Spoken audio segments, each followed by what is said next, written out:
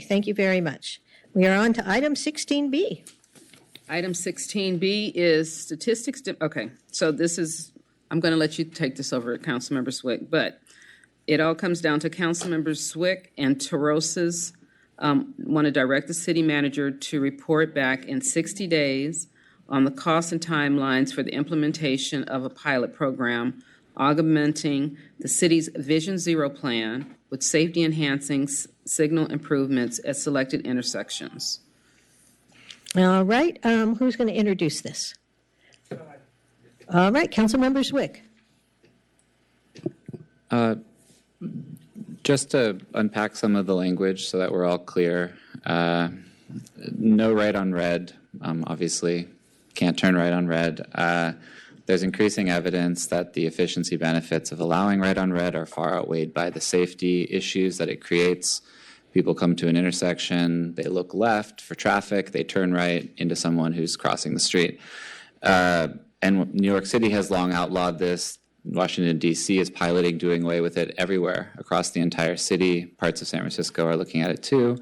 Our proposal is far more modest, which is just limiting no right on red to the scramble intersections in our downtown. You have pedestrians crossing all streets at once, cross one way, across the other, and diagonally. It's not a good time to have also cars turning right on red into potentially pedestrians crossing from 3 different directions. Beg buttons. A beg button is the button that you press when you want to kindly ask the little sign to turn to walk so that you could cross the street. If anyone has ever attempted to push a beg button, that sometimes could be 6 feet away from a curb cut when you're, say, pushing a stroller or wheeling in a wheelchair, you'll find that it's incredibly difficult and hostile to pedestrians to have to ask secondary permission to cross the street. I would say what we do to improve accessibility in this area actually improves the quality of life for everyone. Not only is it an ADA issue, it's an issue that also increases safety. During the pandemic, many places have moved to start putting their lights on what they call pedestrian recall, whereby you don't need to press the button in order to gain permission to cross the street. San Francisco has already done this citywide. Santa Monica did it briefly during the beginning of the pandemic when there was fear that touching beg buttons would spread disease. It's very easy to do. It's a very simple, cost-efficient way of improving pedestrian safety, and it's one that I think we should start experimenting with as well. Third, leading pedestrian interval. This is just a best practice that has been shown to measurably improve pedestrian safety by allowing pedestrians a head start in crossing the street before cars are able to move. And that way, cars are far better able to see a pedestrian in the middle of the street before they start moving and far less likely to hit them when they take off from the light. Right now, again, the proposal is just for a pilot program that would apply to 10 intersections where we've seen pedestrian casualties or injuries in the past, and or places that are just high pedestrian use as determined best by staff. Again, LPI is something that can just be programmed into many of our existing traffic lights and would be very small expenditure of resources to make this change, and potentially a very large benefit. And just to speak broadly to that, we talk a lot as a council about clean and safe. These pedestrian issues are huge safety issues. In fact, as mentioned in the motion, it's the leading cause of death for children across Los Angeles County, and that includes Santa Monica. We might presume to believe from the amount of talk on the dais about unhoused people, about struggles around drug use or mental illness, that perhaps they might pose a great and imminent threat to children, but in fact cars pose an exponentially greater one, and this is borne out by data. And if this is truly our number one abiding council priority, and I believe it is the priority of every member of this council, then I believe that these kind of safety priorities must be front and center. All right, thank you. Councilmember Torosis. Yeah, I think that Santa Monica has prided itself on being an innovative leader in the region on mobility, on infrastructure, on transportation, and on equitable infrastructure. And we made a commitment that we wanted to see 0 pedestrian deaths. We've committed to this Vision Zero plan. And I can't tell you how many parents and elderly folks have reached out to talk about how unsafe some of these crosswalks are and how unsafe it is for them with the right turn on red. And so I think I've said this to the city manager right when I got elected. I see safety as more than just police in our community. I also see it as safe and habitable housing, safe streets, safe routes to school, safe water and air, and a clean environment. And I think that this absolutely lives up to our commitment around safety. I would also just say that we made a commitment to equity. We know that across the country that U.S. pedestrian deaths are at a 40-year high with the reliance on cars. And as we've seen from several schools of public health research, Black and Latino Americans are disproportionately affected by traffic-related deaths. Each time a Black American takes 1 mile, their bikes 1 mile, the fatality risk is 4.5 times that the risk of a white American.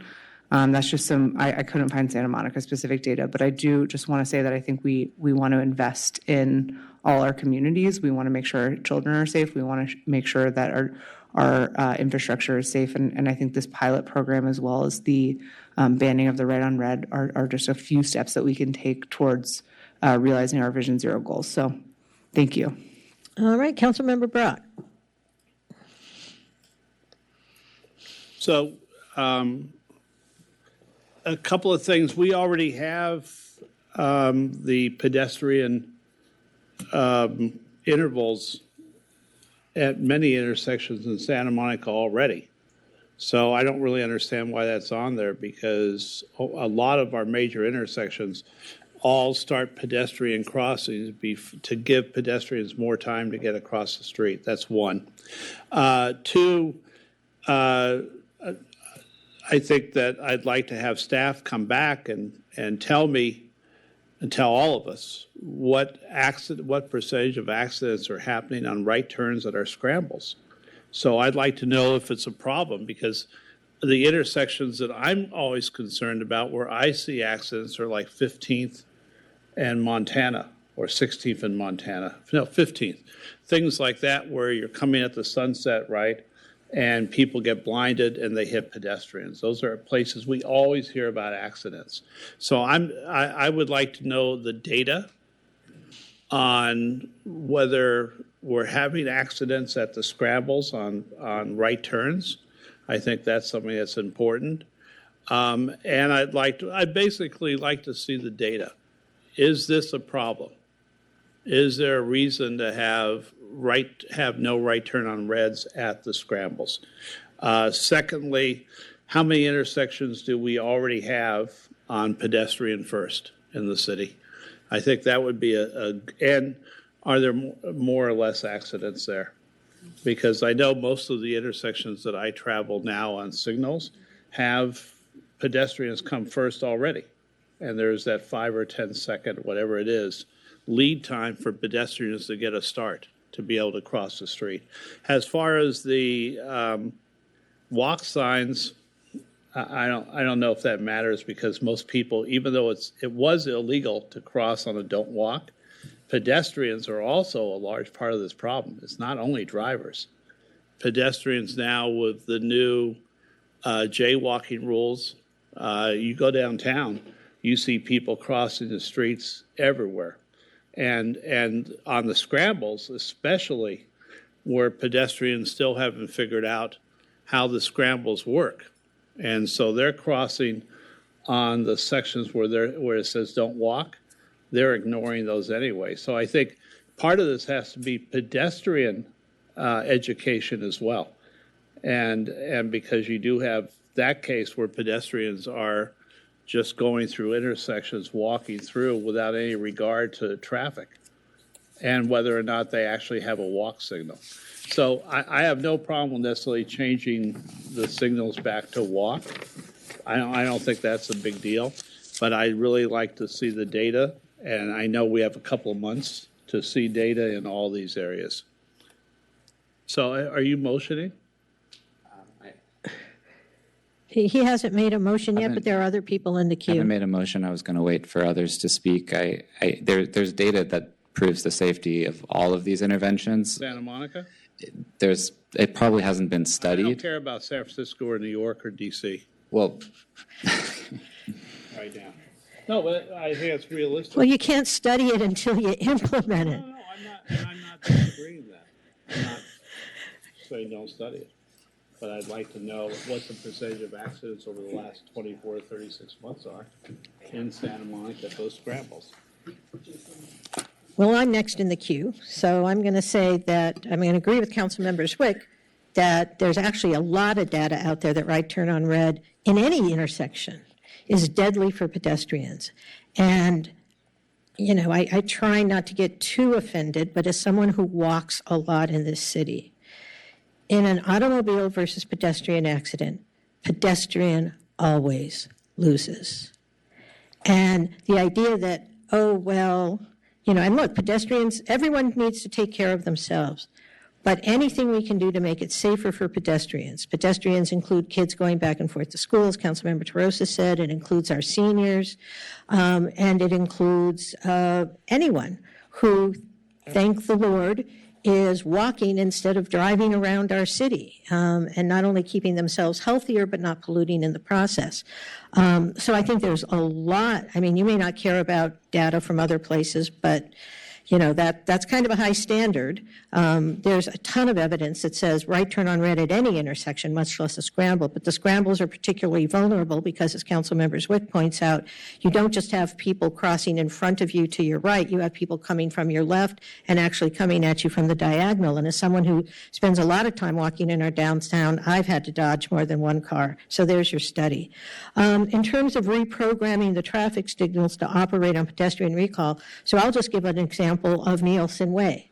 Those lights don't change very frequently. So what ends up happening is the pedestrians look on a street where cars are sometimes traveling 25, 35, sometimes 50 miles an hour, and they say, you know what? This light's not changing. This light's not changing. And they run out against the red light. And on more than one occasion, we've had people get hit. I think it was about 3 months ago, we had someone take it on the chin pretty badly right outside my house at Pacific and Nielsen. They were crossing against the light, and arguably, when they sue the guy in the car will say we were crossing against the light. But I know for a fact that the reason people do that is because they get impatient because the lights don't change. And I will tell you, even at Nielsen, if you want the light to change long enough for an elderly person like me to cross the street, you have to hit the bake button. Even when it automatically changes, it doesn't give you a longer walk signal. You only get the longer walk signal when you hit the bake button. And I think that's really a problem.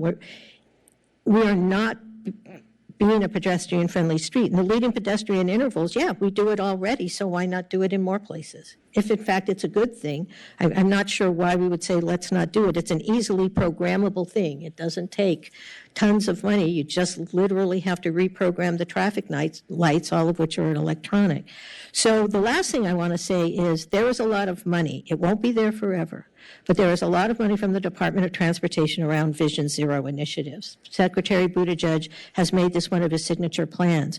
And I think if we were to do this pilot program, we might put ourselves in line to access some of that money by saying we did a pilot program. We want to institute it throughout the city and find some money to do that.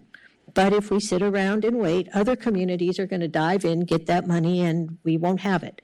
So I think from a financial standpoint, if we think that this in the long term could be beneficial, better to do a pilot now that gives us a basis for seeking grants from the federal government to implement it and other Vision Zero measures throughout the city. Councilmember De La Torre. Yes, I'm glad that our city has a Vision Zero plan. And so I think what's being recommended here is to sort of, assess some of the trouble spots, where we might have, where we can make some changes and maybe save some lives. And I'm all in for that. I think that's important. But there was some comments and just from my driving around the city and sort of assessing the similar situation that, you go around like 17th and Pico, 19th and Santa Monica as well? We just said 3 kids since December. Yeah. So there's just a lot of other areas in the city. And I know that the language in the item says to look at sort of the top 10, right? If I can read it. But in any case, it's not just looking at the downtown area. And even though I know that that's where there's a lot of foot traffic and there's a lot of probability for accidents to happen there, I just want to make sure that we're looking beyond just the downtown area, and I'm pretty sure I read somewhere where we're looking. It does allow us to look beyond that. So I support moving forward with this. All right, thank you. Councilmember Zwick.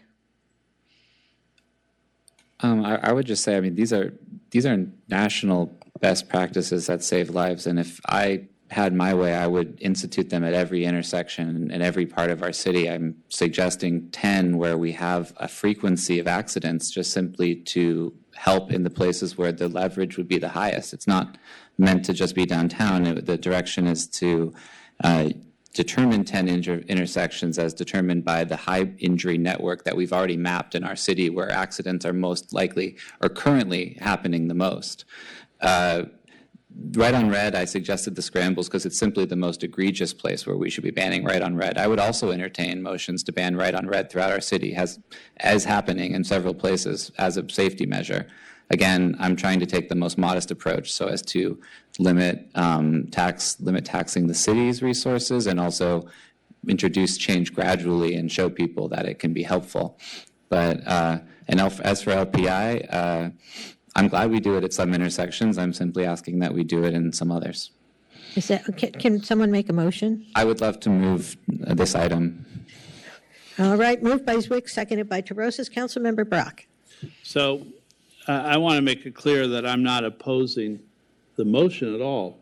What I think I'd like to expand it slightly because, for instance, Mayor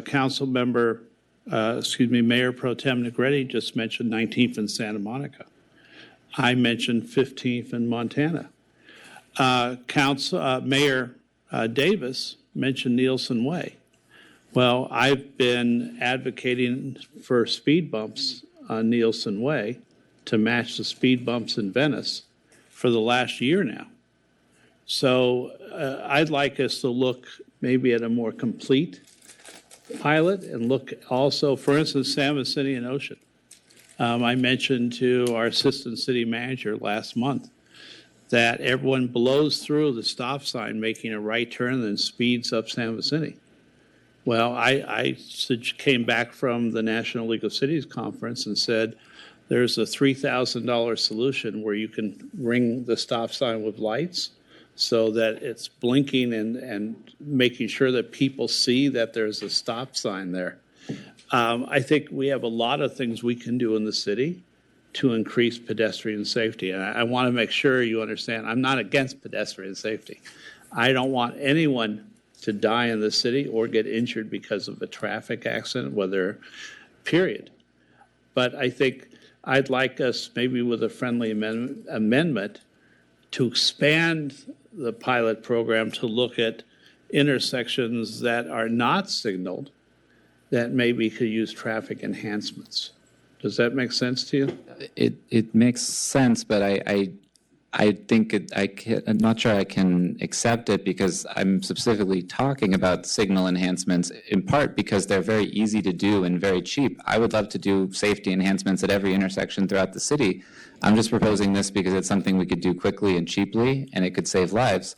If there's a specific, and again, I didn't want to presume to say what intersections it should occur at. I'm asking staff to look at our high injury network and to base it on where people are currently getting injured. Then I'd like it not to be just signals. I'd like it to say where are the highest percentage of traffic accidents in the city and look at those and say, what can we do to improve that and come back for the biannual budget. Well, staff has a work plan for Vision Zero, and they are making safety improvements on Wilshire right now, according to the high injury network. I'm asking for a specific additional improvement that is not an infrastructural improvement that would not cost money as a capital improvement. Some of these other things are not. I just want to ask a question, Councilmembers Zwick. So if I understand the 16 item, You're asking us to look at high priority. So there's two pieces to it. One is to ban the right on red in downtown Santa Monica where the scrambles are. Then the second piece of it, if I understand it, is to look at the high priority intersections. So it could be 19th and Pico. Well, but it's where traffic signals are. Right, 19th and but I mean, Pico, well, for example, doesn't have a traffic signal. It doesn't have a traffic.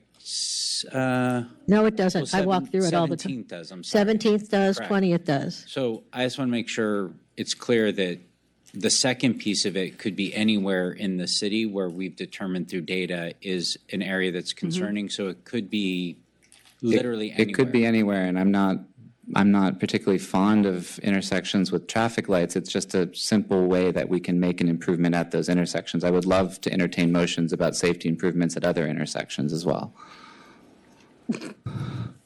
I'm good with that. Well, I mean, we do have a Vision Zero plan, and staff is working on that, and it includes a lot of types of improvements to non-signalized intersections. So this one relates, as I understand it, specifically to signalized intersections because they're easy to change. Don't have to build anything, don't have to install a sign, you just have to change the software on the signal. That's really what's going on. Although for the right turns on reds, we will have to put up a sign. That will need a sign. But those are cheap. The initial piece of this is to come back with costs and a timeline. So, Right. Right. I mean, we'll probably do it through an information item vehicle where we'll Sure. provide this information and then we'll take direction on how to implement stuff. All right. So since we're not spending money at this point in time, we can do this via a voice vote. All those in favor? Aye. Aye. Opposed? Abstentions? All right, that passes unanimously.